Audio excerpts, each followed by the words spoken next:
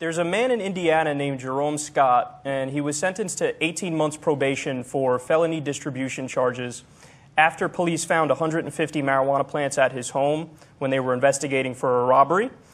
So here's where the story gets really interesting. He's moving with his wife to Michigan to legally grow medical marijuana, and he has a permit for that. And on top of that, he's also a Rastafarian.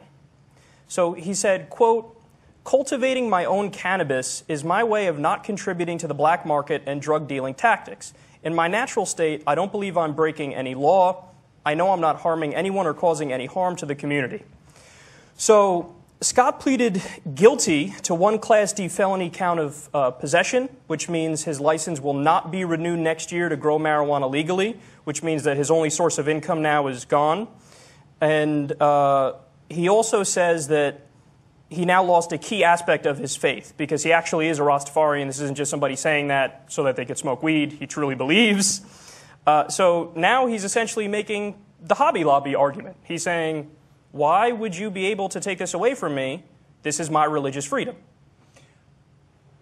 It's an open and shut case. I'm sure Scalia would agree. I'm sure all the conservatives would agree, right?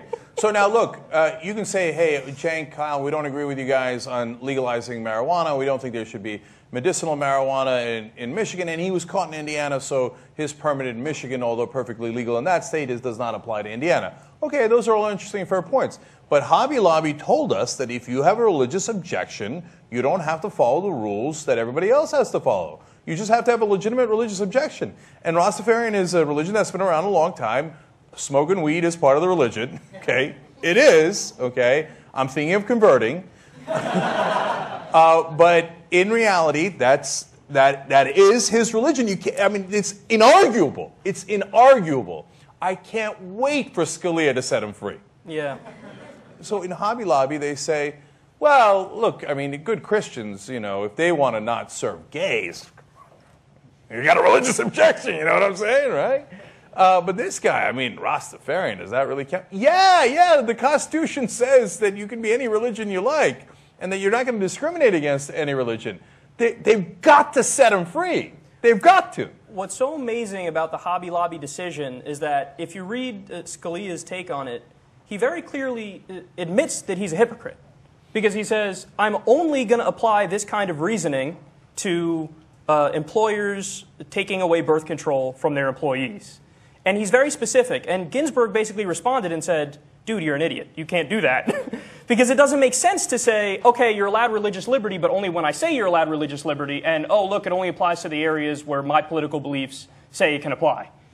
But let's go further here, because just this idea of religious liberty in general, I honestly think it's a little ridiculous, because you only have religious liberty insofar as you're not violating rational secular laws. So, for example, do you have does your religious liberty mean that you can tell your employees, I don't believe in vaccination, so you can't get vaccinated? Or can you say something like, you know, because of my religion, I get to sacrifice a goat every day on my front lawn. Well, I get to sacrifice a human. There are religions that have existed throughout history that truly believe in human sacrifice. Well, the goat was kind of badass, but you lost me on the humans. But see, the bigger point here is, I don't think that this guy should be able to smoke weed because it's his religion. I think this guy should be able to smoke weed because you should be able to smoke weed. Right. Well, so here's my take on that. Of course, I agree with that, and legalize it. Go weed. But you've got to be consistent. You've got to be at least internally consistent, or let's all agree. I mean, national press covering this, everybody covering this. From now on, Scalia, Roberts, Alito, Thomas, all these guys, if they don't free Jerome Scott, they're the world's largest hypocrites. They don't mean religious freedom. They mean only for Christians, only our religion, right? Now, look, Jerome's actually out on probation, so he's not physically in a jail cell now, which actually kind of makes him lucky in some sense, because a lot of guys, some guys serving life sentences for smoking marijuana, right?